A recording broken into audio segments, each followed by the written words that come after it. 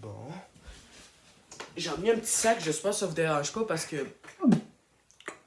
d'un coup que les mauvais souvenirs en viennent, si vous savez de quoi je parle. Tout va bien aller. On va être capable de passer à travers. What's up tout le monde? Je suis aussi ridicule que ce film. La bonne blague. Ouais, c'est marrant. Mais bref, what's up tout le monde, c'est le vrai Saman, j'espère que vous allez tous bien. Donc aujourd'hui qu'on est là pour critiquer Artemis Fowl de Kenneth Branagh. L'histoire de Artemis Fowl raconte celle de, justement, l'histoire de Artemis Fowl dont son père est mystérieusement kidnappé. Donc lui, Artemis, qu'est-ce qu'il doit faire? C'est qu'il doit trouver un objet pour libérer son père d'une force mystérieuse. Est-ce que j'attendais ce film? Eh bien non, pas tant que ça. Honnêtement, j'étais plutôt curieux parce que les teasers et les trailers étaient plutôt beaux. Et on avait Kenneth Branagh derrière la réal. Donc ce niveau Kenneth Branagh, il a fait des trucs pas si pires en Thor. C'est lui qui a réalisé Thor 1. Qui était une réalisation pas si mal que ça. Même si les cadrages comme ça étaient pas mal abusés. Mais ça, c'était pas si peu que ça. C'est lui qui a réalisé le remake de Cendrillon que j'ai pas vu. Et c'est lui qui a fait un film par exemple que lui j'ai beaucoup aimé. C'était Murder on the Orient Express avec justement Just Gad, Daisy Ridley. C'est un film d'enquête que j'avais beaucoup aimé. J'avais même, je pense, fait une critique sur ce film-là. Je vais la mettre ici ou ici, si d'un coup j'en ai fait une. Mais c'est un film que j'avais plutôt apprécié. Donc, mais je trouvais que le style visuel était plutôt joli et j'avais vraiment hâte de voir ça. L'histoire avait l'air plutôt sympathique, mais j'avais pas vraiment de grosse hype non plus. J'ai pas lu les livres, donc j'étais pas plus intéressé sur ça. Donc voilà, ça fait le tour. Donc sautons tout de suite à la partie critique. Donc, Artemis Fowl. C'est parti. J'ai détesté ce film et... Par exemple, il était moins pire que Le Raccourci dans le temps, donc Wrinkle in Time, que j'avais détesté quand c'était sorti en salle. J'avais détesté ce film de tout mon cœur. Je pense que c'était le pire ou un des pires films de 2018. J'avais détesté A Wrinkle in Time. Ce film est à chier. Artemis Fowl est un peu meilleur, je dis bien un peu, mais ça reste quand même de la grosse bouillie de merde. Et voilà, je vous explique pourquoi. Donc, les qualités que j'ai avec le film, j'ai bien aimé les effets spéciaux qui étaient pas si laids que ça. C'est sûr que Disney a déjà fait mieux, c'est sûr. Tu sais, on regarde The Lion King qui est pas forcément un chef-d'œuvre, mais qui avait quand même des bons effets spéciaux. Mais voilà, les effets spéciaux étaient plutôt jolis. On avait beaucoup aussi de couleurs dans le sens, dans la cinématographie, on avait beaucoup de couleurs, surtout du bleu. On va beaucoup concentrer sur le bleu. On va avoir une petite couleur dorée qu'on va avoir pour l'objet que Artemis cherche. C'est comme une belle couleur dorée. Ça va être quand même assez joli. Et quand Colin Farrell va être emprisonné, on va avoir du noir quasiment beaucoup dominant. Donc j'ai bien aimé le jeu de couleurs avec le film. Ça attire bien les yeux et les visuels aussi d'ailleurs. J'ai bien aimé aussi la scène de combat où est-ce que Artemis Fowl et son garde, donc Dom, essayent de combattre les filles. On va avoir un style de caméra très mouvementé, très dynamique, ça j'ai bien apprécié aussi. Donc tu vois là, Kenneth Branagh, niveau action, il s'en sort bien, mais voilà, est-ce que c'est une excellente mise en scène? Peut-être pas à ce point-là, mais c'est pas un désastre non plus, voilà. Ça, je pense que c'est probablement les seules qualités que j'ai avec le film. Le reste, c'est désastreux. You've grown strong, son. And smarter. Le scénario du film, comment dire, gagne, eh bien, ça fait drôlement pitié. Là, on va en parler longtemps. Le défaut premier du scénario, c'est bien évidemment ces personnages qui ont pas aucun de sens. Tu les connais pas. Donc, on va commencer par le personnage principal, Artemis. Donc, Artemis est un personnage que j'ai détesté. Je le trouve tellement ennuyant comme personnage. Il est prétentieux. Il est comme s'il se prétend comme le meilleur de tout le monde. Puis il se prend comme le génie du crime. Du crime! Quel foutu crime qu'il a fait dans ce film de merde! Quel crime qu'il a fait, dites-moi, merde! Wow! Ok, alors on va se calmer. On a aussi le personnage de la fée qui est assez, comment dire, j'aime bien ses attentions, elle veut être courageuse et tout, mais j'ai pas aimé le jeu de mots parce que, comme ceux qui ont bien écouté le film, son nom de famille c'est Short, petit.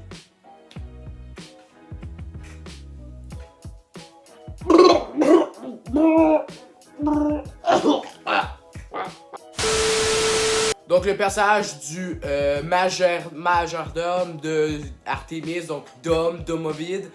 Je vais entrer en petite zone spoiler, donc t'as un spoiler talk, un petit mini talk, mais qui, donc 1, 2, 3, c'est parti, bref. Qui a cru à sa mort? Qui a cru? Même moi j'y ai pas cru. J'y ai pas cru du tout!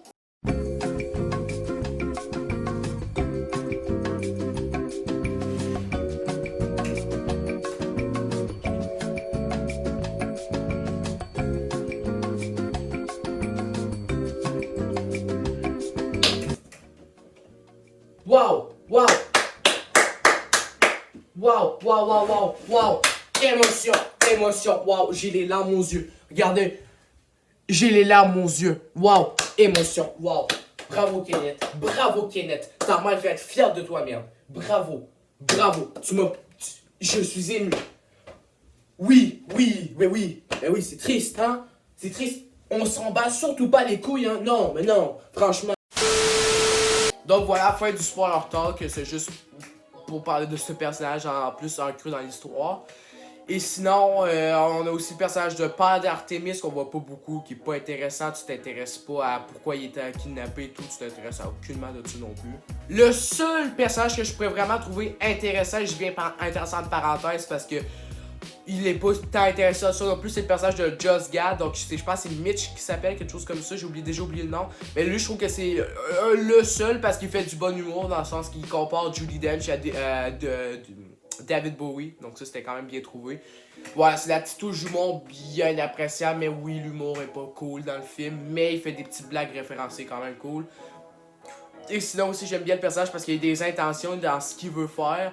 Il fait pas ça pour juste dire ah moi je le fais parce que je le fais, il y a des intentions et c'est sont quand même bien trouvés. Voilà, c'est pour ça que ce personnage-là, je le trouve quand même intéressant. Il raconte l'histoire aussi, mais ils sont intéressants, c'est entre parenthèses, parce qu'on va se dire honnêtement, le personnage n'est pas foutrement intéressant non plus, là, mais voilà, je trouve que s'il y a une petite qualité dans le scénario, ça serait son personnage. L'histoire du film est aucunement intéressante, je me suis zéro attaché à la quête, au personnage, zéro du tout. Les personnages sont incroyablement faux. Tu vois que le film n'a pas d'histoire. Tu vois que le film n'a pas beaucoup d'explications. Et le film va beaucoup trop vite. Le film dure 1h35. Merde, ça n'a pas le temps d'introduire ses personnages, de développer la quête, de développer les autres mondes. Ça fait rien du tout. Ça compte rien du tout. Tu vois à la fin du film et tu sens que tu n'as pas avancé du tout. Les personnages évoluent pas. Artemis reste une petite merde du début à la fin. Il change zéro. C'est ça que j'ai trouvé plate du film. C'est que le film évolue pas. À la fin, tu te dis que le film raconte rien. C'est ça que j'ai trouvé plate. Le film est pas original du tout dans son histoire de base et ça, c'est vraiment pas cool. Et en plus, il paraît que le film, selon LCC, j'ai communiqué avec M Cinéma, sa critique, je sais pas si ça va sortir avant ou après la mienne, mais si c'est sorti avant, je vais mettre le lien ici. Mais il m'a dit que le film, c'est un condensé du premier et du deuxième tome, parce que lui, il a lu les livres.